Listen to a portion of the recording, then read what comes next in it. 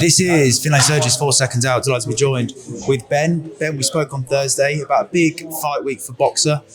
Maybe not how you wanted it to go in the end, but nonetheless, a good night in Leeds. Unbelievable night. First show at Leeds Arena, and the atmosphere was incredible. One of the best I've ever witnessed. The fans were unbelievable. They were here from 5, 6 o'clock. Every fight had a full arena, and it was a special night.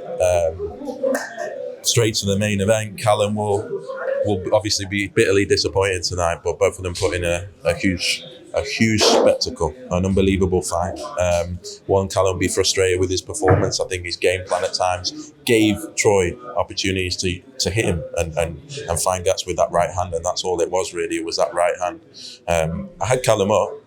I feel like we knew Troy was going to start very quickly, and then Callum would come into the fight, and he seemed to get hold of the fight, seemed to get in control of the fight, but then wanted to scrap at times, and that's Callum, and that's why he's so entertaining to watch. He could have made it easier for him in there, and then he got caught in the 10th, and he was very difficult to recover from that. So very proud of him. He's been through so much inside and outside the ring. This is his 4th fight this year, but credit to Troy Williamson, who's had an up and down career. Massively up and down, seems to have found his way, and looked strong tonight. Gave a really competitive fight and a great finish. So credit to him, but Callum will have to go back to the drawing board and look at his game plan, because I feel like not having one perhaps lost in the fight tonight. Is there a rematch clause? I just wanted to ask you that. There is, yeah. So it sets up the Matchroom and Boxer once again. You mentioned going back to the drawing board. What would you change for Callum? Look, for me, it was just he's got a big height advantage at the weight. He's got a great jab, and he didn't use that distance maybe in the way that he should. And he kept wanting to go and have a fight with him, whilst when he was using the jab, keeping it at bay, keeping his left hand up, Troy had no answers, because all he had was that right hand. But he kept coming in for a scrap and leaving himself open to get hit. And unfortunately, at this level, if you get hit, you can go down, and that's what happened in the 10th. And as I say, I felt like it was up. I felt like he was actually, after a difficult start, winning rounds, all the mid rounds, and looking good. So a massive shame for him, bitterly disappointed, but that's what happens in boxing. It's the small margins. And I think with a more measured game plan, sometimes at this level, it's not just, it's about learning, it's about taking your time and being a bit more seasoned and mature, rather than, as I say, just giving the fans what they want, which is an all-out war. So, I feel like if he adjusts a few things, he will come back and win this fight. I'm glad you touched on there about being mature and being seasoned, and maybe that's something that Callum misses, because you did mention that when I gave you the name of Hamza Shiraz, you said maybe it's just 1 or 2 fights off it. I suppose that's all she wrote tonight. Exactly, and that's the thing. I think ultimately he has that. He's got that learning to do in big fights. I think at a certain level, he's got the talent and the ability to blast everyone away. But when he gets to this, and when the rounds get tough, you've got to use your advantages and box a bit clever. I wanted to get your thoughts on the stoppage. A lot of people saying it was too long. Kell Brook was pleading for it to be stopped. Too long. I was thinking stoppage after the first one. Definitely the second. I don't know what happened there. Beyond me. It's hard to watch, especially when you build a relationship with someone, but not only seeing a fighter take in too much damage when you can see that he wasn't really there. It was unnecessary. He got hit, he got caught. The first one did the damage, and that was it. And that should have been it. The corner will have to look at that. I'm not a trainer, and I'm literally screaming at them. And luckily, the ref saved it in the end. I wanted to get your thoughts on Gatis Krauss, new signing. You're working with Izzy Azif on that one. How excited are you to have someone like Gatis, a very active fighter, very successful fighter in 2025, in the stable? Oh, it's huge. I think there's not many signings you can make that you genuinely think can become pound for pound stars. I think he can unify the division in the best division for me in boxing, and so delighted to have made a signing. I think people will see maybe in 3 or 4 fights time that was the biggest signing that you can make. I believe at that level in world boxing, he's a phenomenal talent at 24 years old.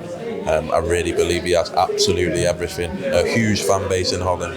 A big UK fans are starting to get to know him. He's been with Peter Fury since day dot, since the start, and so he knows the UK very well. He's grown up around it, but a phenomenal phenomenal talent, and probably the best signing we could have made. Very viral on Instagram. Obviously, he walks out with his daughter and other things across boxing. But most importantly, is this your new pay-per-view star of boxing? I believe so. I think he's a dead set pay-per-view star, a dead set world champion. Obviously, it's been a difficult night tonight with Callum, so my hands up there. But I was on absolute cloud nine today. Something that we've been looking at for a long time. Mick Hennessy will be managing with Izzy. Peter Fury behind the scenes, a great team, and yeah, he's got everything. He looks the part, he boxes unbelievably, he loves the knockouts. Fans are going to absolutely love watching him, and the whole light heavyweight division is going to be running from this guy. I can absolutely tell you that for now. He will go through the levels very quickly, and he'll be at world level very soon. There is levels in boxing, and he's certainly in a division full of sharks. The light heavyweight division is arguably the deepest and darkest division in boxing right now. He's the type of fighter that loves that. I believe he's the best one out there. He will become a world champion and unify this division without a doubt. And yeah, I honestly, if people don't know it yet, we've just signed one of the best fighters in world boxing. Izzy is constantly tooting the horn of the Ben Whittaker fight. He believes he'd take Ben out certainly next week, tomorrow. Have you got a message for Eddie Hearn on your new signing? Look, they're not going to take that fight until it's forced upon them. But as I say, we've got the best light heavyweight, I believe, in the world, the best light heavyweight prospects in the world. We want to put him in some big main events and some big shows, and then let's see where it gets to. But yeah, no fighter's going to want any part of Gatis Krauss. He is just too good, and I can't wait to see what happens. Have you got a certain level that you want to see Gatis fight at with it being a new signing? Do you want to put him straight in? You know, you got the likes of Josh Bratsy, Willie Hutchinson, or is there someone domestically just a bit lower that we want to start him off with? Listen, he can go in with any of them tomorrow. Anyone wants to fight, any fighter in the light heavyweight division that wants to fight Gatis Krauss after 9 fights can have it right now. There's some great fights, great domestic fights. He's going to start at the level that you've said. So yeah, it's going to be an unbelievable journey, and a long-term journey, and hopefully becomes the new star in world boxing. He's under the tutelage of the Furies. Obviously, Izzy has Huey, but he works with Peter mainly. The Fury fight with AJ is clearly going to be made in 2026. Well, I say clearly, we hope it's going to be made in 2026. Did you watch Anthony's performance last night? No. Caught anything online? I saw the knockout, devastating knockout, but I'm not. It is what it is. Yeah. I don't want to rewrite history, because a lot of people were saying he's got to get him out there in 2, but now all of a sudden... I don't want to talk about Jake Paul against Anthony Joshua. I don't want to. Okay, I'll move on to the Tyson Fury fight then. That seems more deemable with Anthony Joshua. Do you think that fight has a sell-by date? No, I think, look, we did Amir Khan, Kell Brook, and that was past its best. It was still a massive fight. It will be a big fight because of the two, who they are. I think they are both past the best. If they have interim fights, that could be dangerous. But it's a big fight, and it seems like it will happen next. So, which I think is good for British boxing, because it is the biggest fight in British boxing. Do you believe that they shouldn't be having tune-ups fights, because anyone within the top 15 in the heavyweight division now could cause them problems and could ultimately stop that? Yeah, look, if they have interim fights, they probably won't go anywhere near the top 15 or the top 20 for that reason. So, look, let's see. With Tyson Fury and Anthony Joshua, I just wanted to get a prediction on that. If it is to happen in Wembley, how do you see that going?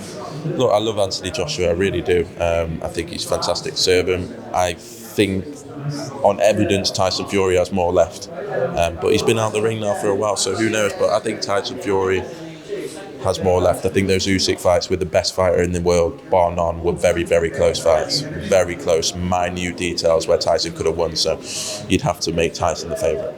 I just wanted to get your final thoughts on the undercard.